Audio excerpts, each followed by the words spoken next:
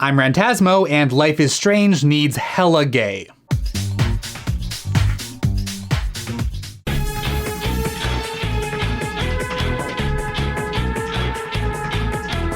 Have you heard the news?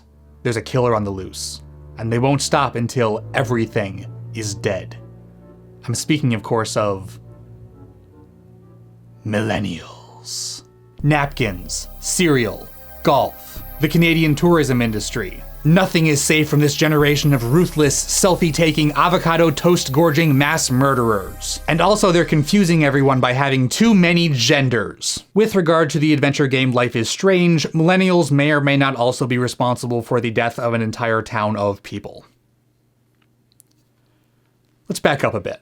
Life is Strange, created by the French developer Dontnod, is an adventure game in the same vein as those created by Telltale and Quantic Dream. The player takes on the role of high school senior Max Caulfield, not to be confused with British-American actor and star of Grease 2, Maxwell Caulfield. Max discovers that she has a mysterious ability to travel backwards in time, and in the process of exploring this new power, she reconnects with her estranged childhood friend, Chloe Price. This game is sort of infamous for its cringy dialogue, and I get it. I hope you checked the perimeter, as my step-ass would say. Now, let's talk business. I got nothing for you. Wrong. You got hella cash. It's not even really the word hella I take issue with. It's just that sometimes the game feels like it was written in French and then localized to English and then back to French and then back to English again. Now you're totally stuck in the retro zone.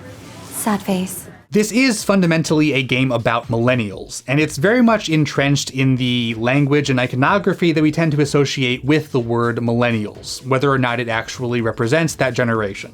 One of the recurring elements that shows up throughout the entire episodic series, for example, is the taking of selfies. Gotta be honest, I see people complaining about the word selfie a whole lot more than I see anyone actually using the word selfie in earnest, and I think on some level the game knows this. I knew you were special the second I saw your first selfie.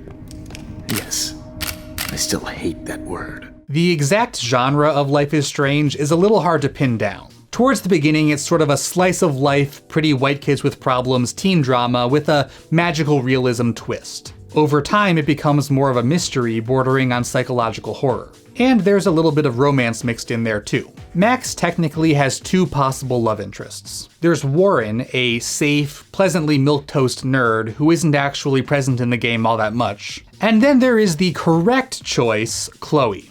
Max saving Chloe's life with her time travel powers is the story's inciting incident, and their relationship is really the heart of the entire narrative. Their friendship informs the growth of both characters, helping Max to break out of her shell, and allowing Chloe to cope with her feelings of anger and grief. It's a very intense friendship, and depending on the player's actions, it may end up being a bit more than that.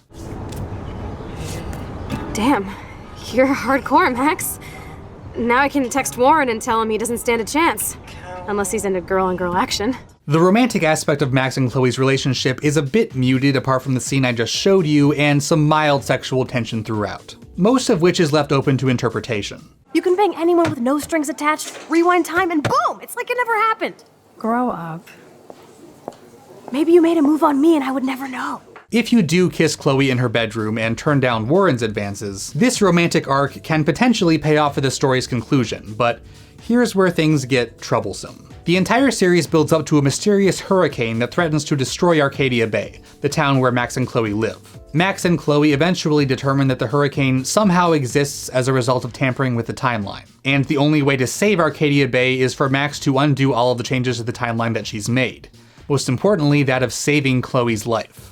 This ending is really frustrating, if only for the fact that it doesn't actually follow the rules of time travel that the game sets up. If making a change to the timeline, even only a big change like saving someone's life, causes a hurricane 5 days later, then when Max goes back in time to save Chloe's father from dying in a car accident, why is Arcadia Bay not already destroyed when she returns to the present? This ending is also frustrating because fictional queer relationships, in particular those between women, have a long history of ending in tragedy. The player is given two possible endings. In one, Chloe is dead, and in the other, she lives, but at the cost of an entire town and presumably all of the people in it. What's more, this is the only moment in the game where Max and Chloe definitively affirm their romantic feelings, in a way that can't just be written off as a joke, and it only happens if you choose to sacrifice Chloe. Logically, I get why they don't kiss in the ending where you sacrifice Arcadia Bay. Passively permitting the deaths of potentially hundreds of people doesn't exactly put one in the mood for sexy time makeouts. And I can certainly see where knowing you're never going to see someone again would make you more likely to express your feelings